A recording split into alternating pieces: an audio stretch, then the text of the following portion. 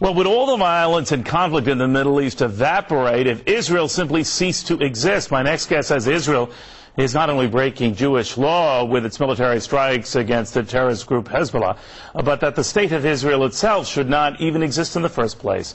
What you may find more shocking is that the person saying that is a rabbi.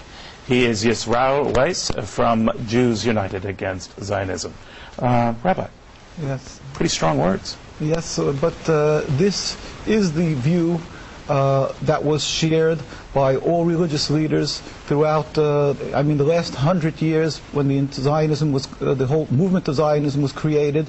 The concept, the ideology of transforming Judaism from spirituality, a religion, into a materialism, a nationalistic goal to have a piece of land. All the rabbinical authorities said this is antithetical with what Judaism is all about, expressly forbidden in the Torah, because we are in exile by God. So you shouldn't have a state. You shouldn't have a country. You shouldn't have a government? We shouldn't have a state. We should be living amongst all the nations as the Jews were doing for 2,000 years, as loyal citizens, people who are serving God, emulating God with compassion. And the Talmud states clearly that if we will attempt to breach these oaths of God, of trying to leave God, it will just bring to death and catastrophic results for the Jews.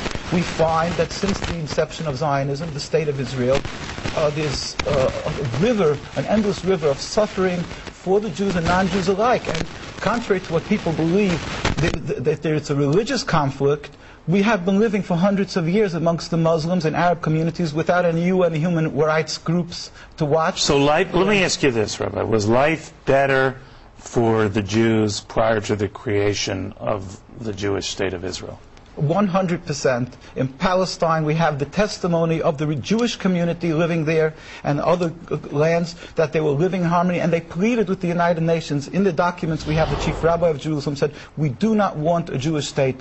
The Muslims, Christians, and the Jewish inhabitants were ignored with the creation of the state, this political Nevertheless, state. You might not have had a country per se, but you were not a stranger to being abused or slaughtered over the millenniums, right? And particularly as recently as 50, 60 years ago. There is an issue of being killed because of anti-Semitism, and then there's another issue where you antagonize and you create your anti-Semitism through Zionism. Doing that, in other words, it's not a free-for-all. You'll knock out your neighbor's windows and then yell anti-Semitism. All right, now I know you are an Orthodox Jew. What do traditional Jews think of that position?